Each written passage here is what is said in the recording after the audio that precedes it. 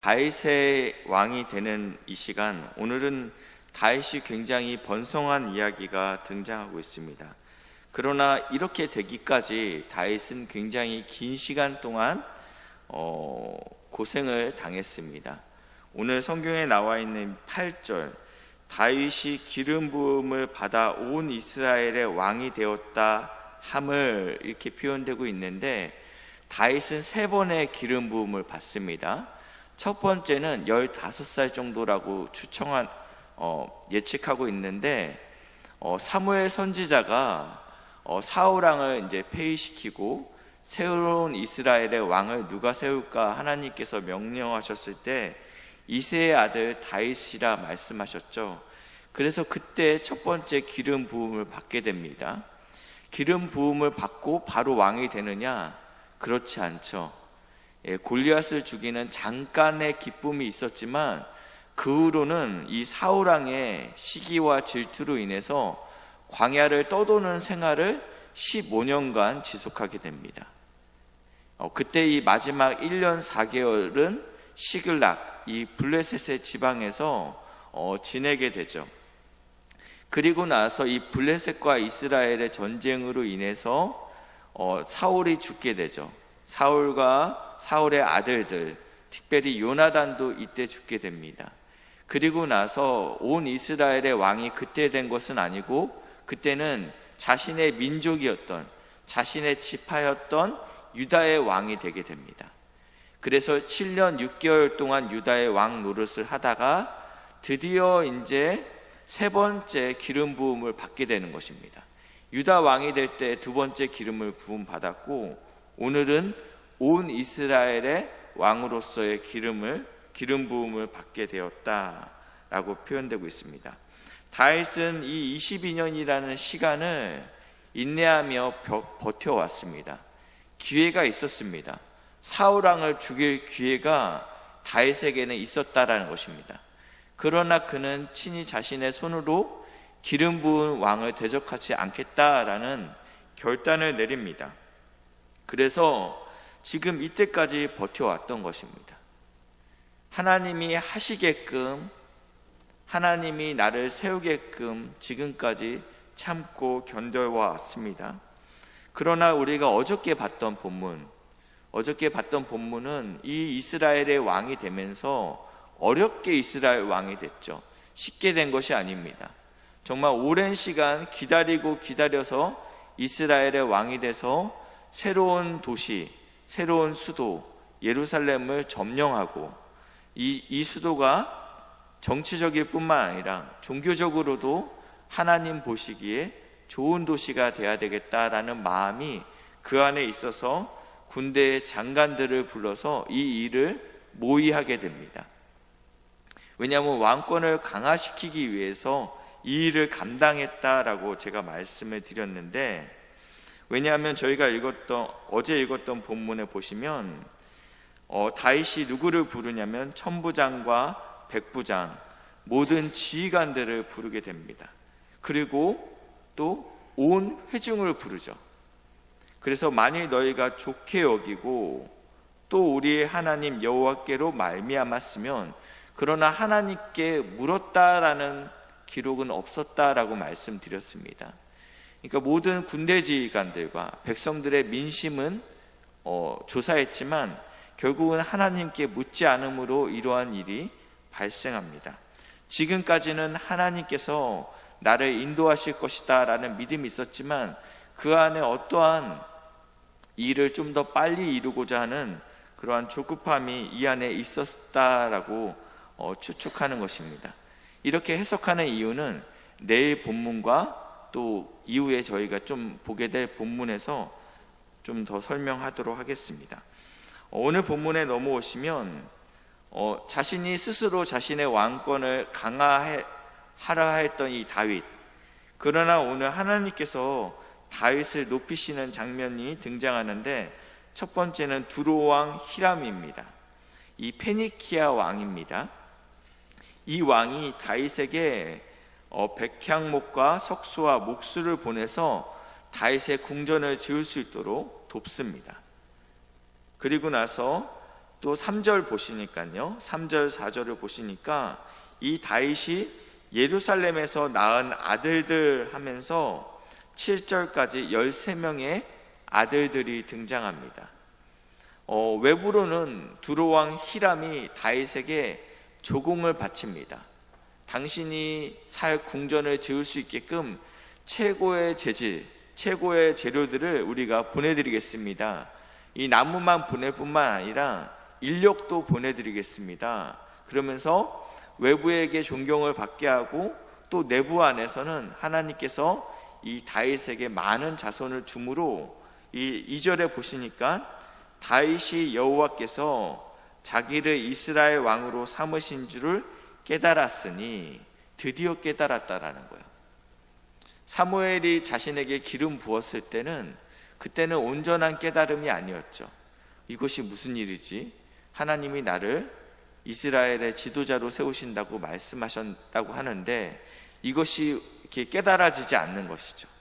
남유다의 왕이 됐을 때도 이것이 깨달아지지 않고, 그리고 나서 온 이스라엘이 자기에게 돌아왔을 때도 아직 이게 긴가민가 확신이 들지 않았기 때문에 내가 어떻게 하면 온 이스라엘을 하나로 묶을 수 있을까?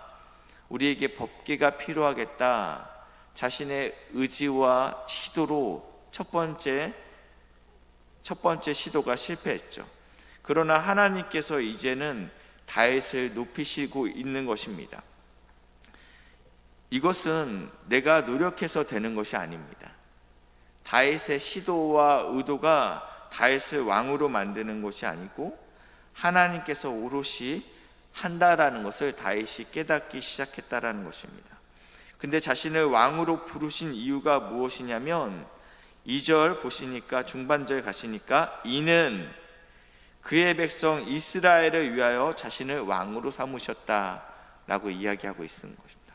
백성을 섬기기 위하여 하나님께서 나를 왕으로 부르셨구나, 이것을 깨닫게 되었다. 그리고 하나님이 나를 정말로 왕으로 삼으셨구나, 이것을 깨닫게 되었습니다. 그래서 이제 8절입니다. 다윗이 기름 부음을 받아 온 이스라엘의 왕이 되었다 함을 블레셋 사람들이 듣고, 이거 세 번째 기름 부으심이라고 말씀을 드렸습니다. 그전에도 다윗은 왕이었습니다. 유다의 왕이었죠. 그러나 그때까지는 아직 미약한 왕이었습니다.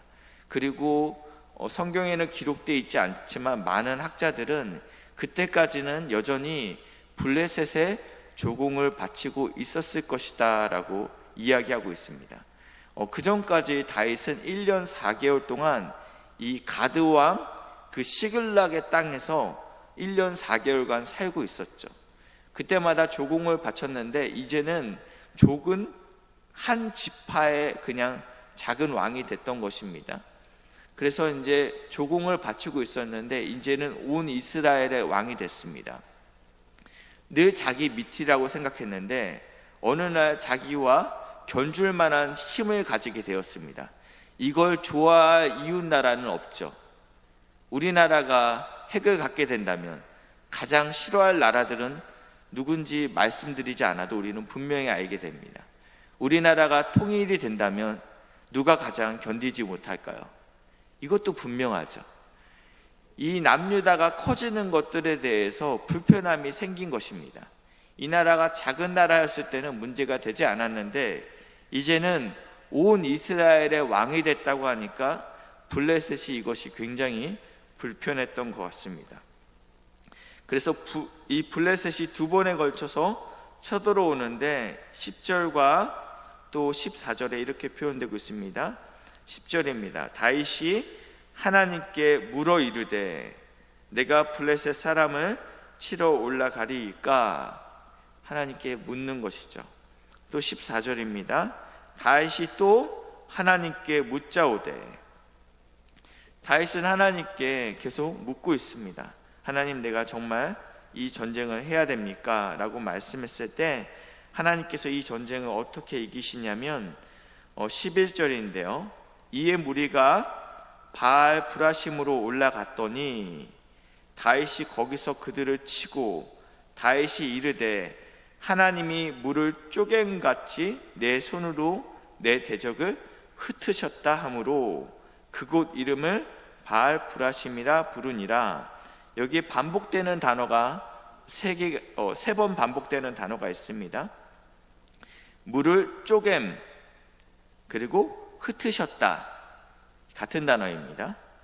그리고 그것을 브라심 이 단어가 같은 단어입니다. 하나님께서 쪼개셨다 그리고 흩으셨다, 이미지가 같지 않습니까? 바알 브라심, 이것은 어떤 뜻이냐면 흩음의 주라는 의미가 있습니다. 이 바알이라는 뜻 자체가 뭐뭐 주라는 뜻을 갖고 있습니다. 그래서 바알세불 뭐 이렇게 쓰고 있지 않습니까? 어떤 거에 주 이렇게 쓰고 있는데, 여기서 말하는 이 흩음의 주, 이것은 무슨 표현이냐면 저희가 어제 읽었던 본문에 가시면요, 이 우사의 죽음을 이렇게 표현하고 있습니다. 여호와께서 우사의 몸을 찢으셨으므로 라고 표현하고 있는데요, 여기서는 흩으셨다, 쪼개셨다랑 같은 단어입니다. 그러니까 하나님을 경외하지 않았던, 하나님의 말씀대로 순종하지 않았던 이 우사의 죽음과 오늘 이 블레셋의 죽음이 동일하다라고 이야기하고 있는 것입니다.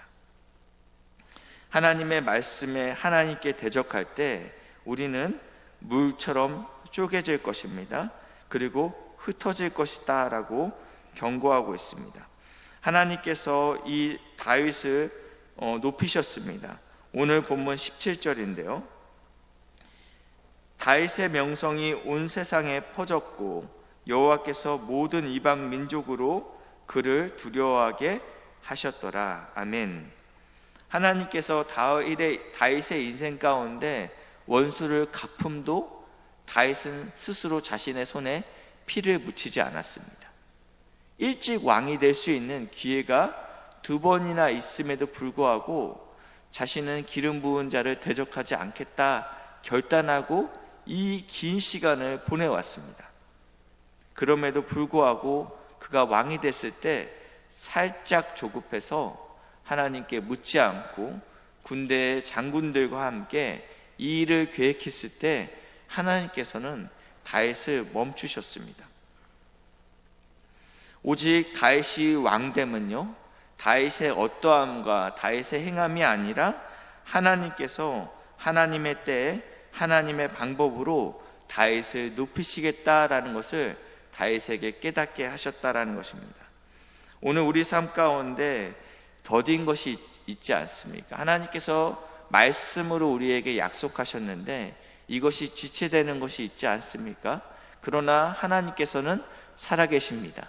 그리고 하나님께서는 늦지 않게 하나님의 때에 하나님의 일을 이루신다라고 말씀하고 있습니다. 우리를 높이는 분은 하나님이십니다. 우리를 하나님께서 쓰시는 때도 하나님께서 하시겠다라고 말씀하고 있습니다. 하나님께 물을 때 하나님께서 너보다 하나님이 앞서 나가실 것이다 라고 말씀하고 있습니다. 오늘 이 새벽에 가지고 나오신 모든 문제들 앞에 하나님 앞서 나가 주십시오. 하나님 함께하여 주십시오. 하나님, 내가 이 일을 어떻게 해야 됩니까? 물으시는 복된 새벽 시간 되시길 주님의 이름으로 축복합니다. 기도하시겠습니다. 좋으신 하나님 감사합니다. 하나님께서 하나님의 왕 다윗을 높이시고 세우시고 인도하시니 감사합니다. 하나님께 물을 때 하나님께서 친밀하게 우리에게 말씀하시는 하나님이라고 우리가 오늘 성경을 통해서 보게 되었는데, 우리의 문제들 앞에 하나님 앞에 묻게 하시고 또 하나님의 응답을 듣고 행할 수 있도록 인도하시고 역사해 주시옵소서. 하나님, 이 나라 이 민족을 기억하여 주시고 불쌍히 여겨 주시고 많이 믿는 믿음의 지도자들 가운데 하나님께 묻고 나아갈 수 있도록 인도하여 주시옵소서. 또 우리 병상에 있는 많은 환우도 있습니다. 주님께서 이 새벽에 기도하는 우리 환우들을 축복하여 주시고 예수 십자가의 보혈로 덮어 주시옵소서. 복된 신성교회를 기억하여 주시고 예수 십자가의 보혈로 덮어주셔서 사단막이 틈타지 못하도록 인도하여 주시옵소서. 감사드리며 예수님의 이름으로 기도했습니다. 아멘.